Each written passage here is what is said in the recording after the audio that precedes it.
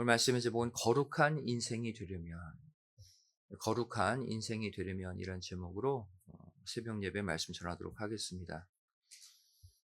우리가 오늘 읽은 이 본문 말씀 너무나도 잘 아는 구절이죠. 특별히 우리가 하나님과 같이 거룩해지기 위한 방법으로 말씀과 기도에 전념할 것을 말씀하고 있습니다. 레위기 11장 45절 말씀 보시면 우리가 거룩해져야 되는 이유를 하나님이 이렇게 말씀하시죠. 내가 거룩하니 너희도 거룩할지어다. 아버지 하나님이 거룩하시니 자녀인 우리도 거룩해야 된다는 거예요. 이 시간 우리가 거룩해지기 위한 특별한 방법, 말씀과 기도로 거룩해지는 방법에 관해 구체적으로 생각해 보기를 원합니다. 첫 번째로 우리는 모든 일을 기도로 시작해야 합니다. 모든 일을 기도로 시작해야 한다. 아무리 세상 공부를 할지라도 먼저 하나님께 기도로 맡기고 그 일을 시작할 때 그 일은 하나님이 기뻐하시는 일, 하나님의 일이 됩니다.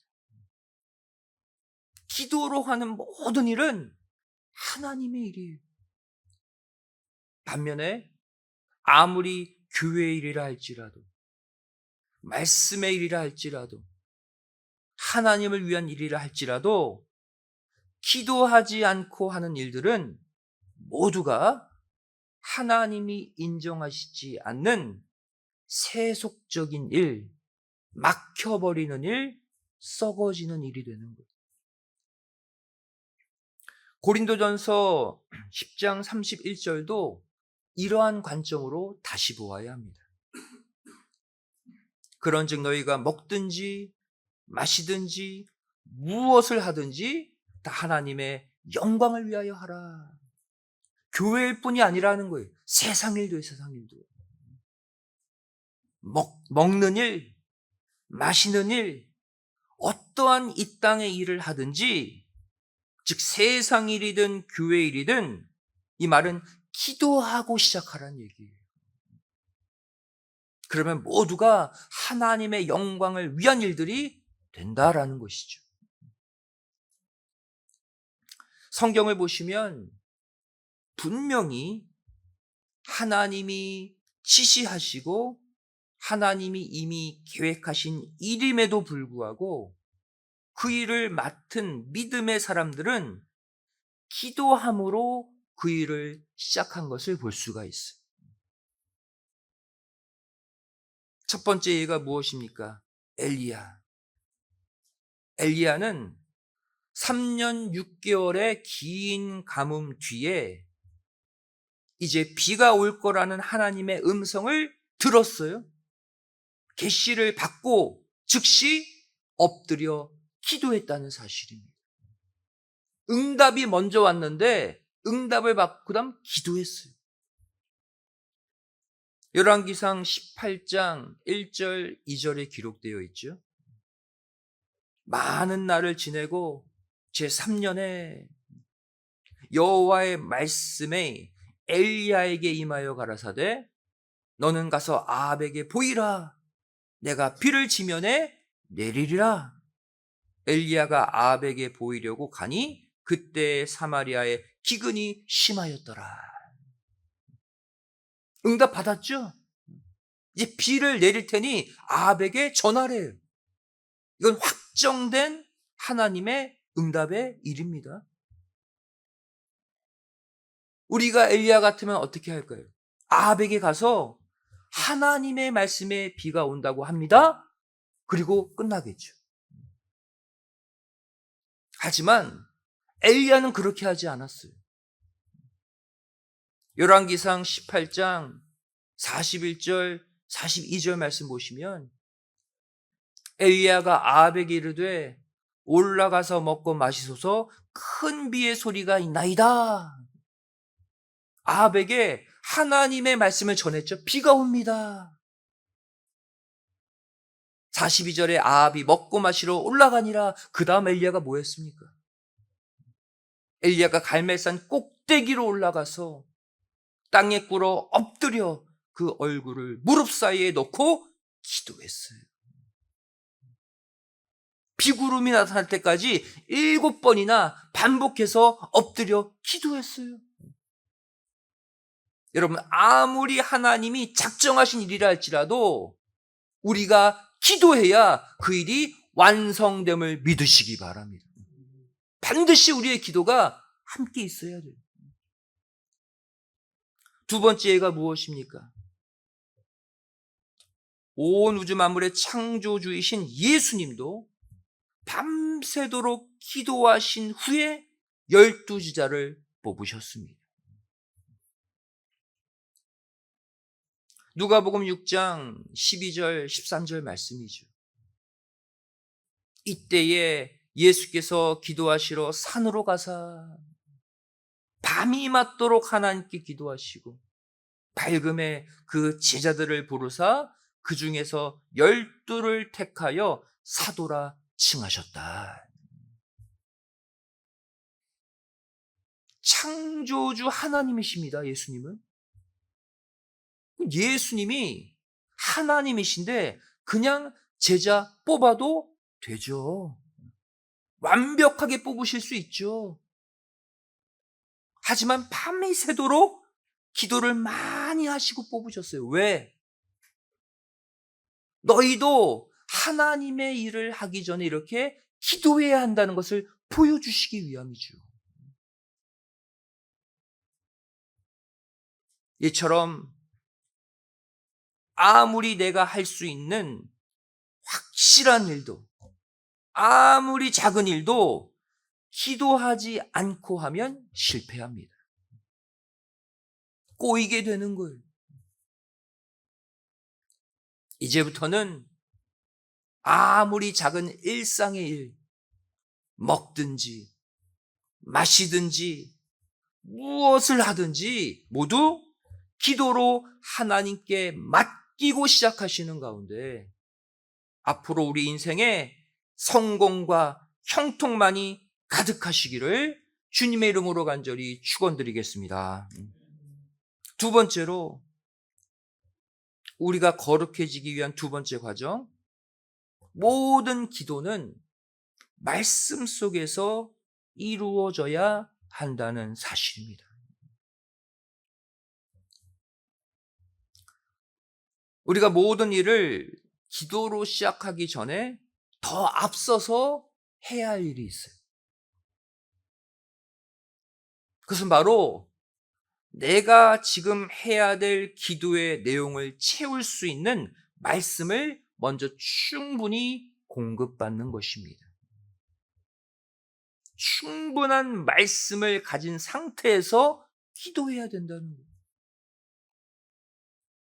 여러분, 말씀을 근거로 하지 않는 기도는 하나님의 뜻과 상관없는 공허한 소리, 빗나가는 기도일 수밖에 없어요. 하나님의 마음을 다 비껴가요. 따라서 우리는 무엇을 구하기 전에 그 내용이 하나님의 말씀의 내용과 일치하는지를 먼저 살펴야 합니다. 말씀 가운데 그 기도 제목이 들어있어야 돼요. 성경은 말씀 없는 기도의 특징을 이렇게 말씀하고 있습니다. 첫 번째, 말씀 없는 기도는요, 올바른 회개가 이루어지지 않습니다. 회개 기도하는데 회개가 작동하지 않아요. 여러분, 하나님의 말씀이 내 속에 들어오게 될 때 어떠한 현상이 일어납니까? 그동안 흐트러졌던 마음이 정돈됩니다. 그리고 생각이 바뀌게 돼요. 나의 사상이 하나님의 사상으로 변화돼요. 그게 말씀의 능력입니다. 그리고 그 결과 내 행동까지 새롭게, 거룩하게, 아름답게 바뀌게 돼요. 여러분, 기도도 마찬가지예요. 하나님의 말씀을 가지고 기도하게 되면 흐트러진 기도의 내용이 바로잡히게 됩니다. 또 잘못된 신앙의 내용 정확히 꼬집어서 기도하게 돼요. 한마디로 말해 올바른 회개가 이루어지게 되는 것입니다. 기도도 회개도 하나님이 인정하시는 회개가 있고 내 감정에 취해 나만 좋은 회개가 있는 거예요. 말씀이 기준입니다. 바리새인의 기도를 예로 들어보겠습니다. 누가복음 18장 11절에 바리새인은 이렇게 기도하죠. 바리새인은 서서 따로 기도하여 가로되 하나님이여 나는 다른 사람들 곧 토색, 불의, 간음을 하는 자들과 같지 아니하고 이 세리와도 같지 아니함을 감사하나이다. 이 기도 안에는 자신의 죄를 회개하는 내용이 전혀 없어요. 감사는 감사인데 하나님이 기뻐하시는 감사가 아니라 자기 자랑만 늘어놓는 감사예요.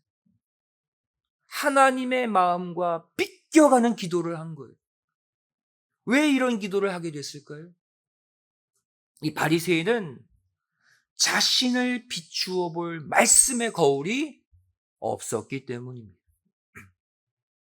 하나님의 말씀 가운데 나의 부족함, 나의 죄, 이것을 정확히 인식하지 못했기 때문에 그 내용의 회개가 하나도 없는 거예요.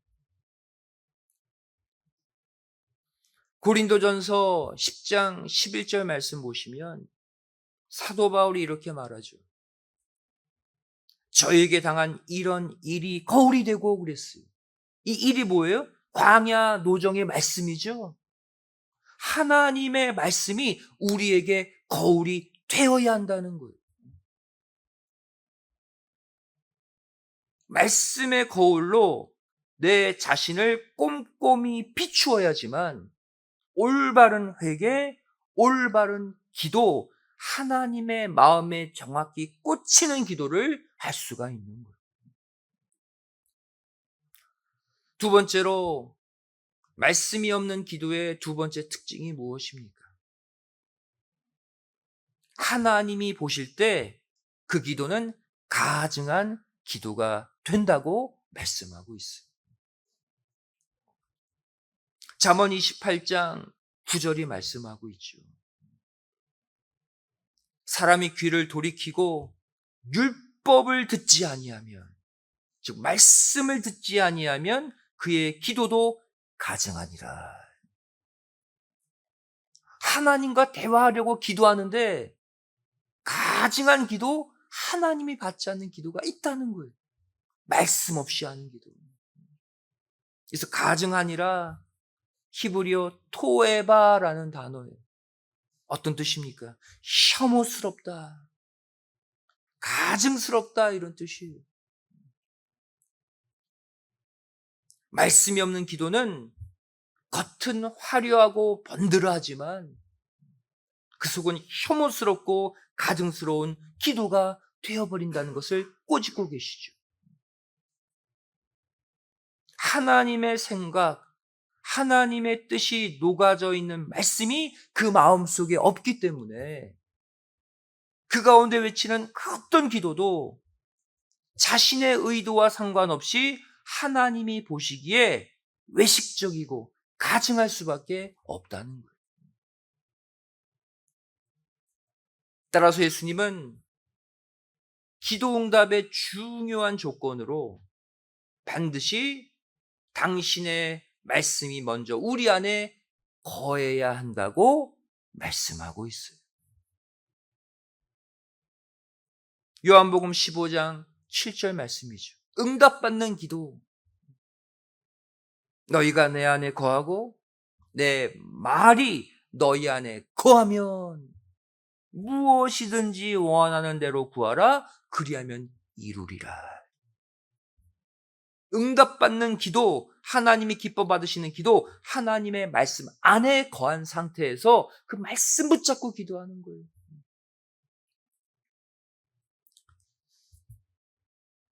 말씀을 정리합니다. 이런 말씀과 기도, 이것은 우리가 천국으로 우리를 인도하는 수레의 양쪽 바퀴와도 같습니다. 양쪽 바퀴가 크기와 그 모양이 똑같아야 똑바로 가는 것이죠. 즉, 말씀과 기도 가운데 어느 하나가 부족하고 또 어느 한쪽으로 치우치다가는 천국 노정에서 이탈할 수밖에 없다는 거예요. 지난 9개월을 되돌아볼 때 내가 그동안 너무 말씀에만 쏠려 있었다면 기도를 더 보충하시고, 또 너무 기도만 열심히였다면 말씀 생활에 충실해서 서로 보조를 맞추시기를 부탁드립니다. 그래서 하나님이 정말로 기뻐하시고 정말로 인정하시는 거룩한 사람, 말씀의 사람, 기도의 사람들로 남은 올해 살아가시기를 주님의 이름으로 간절히 축원드리겠습니다.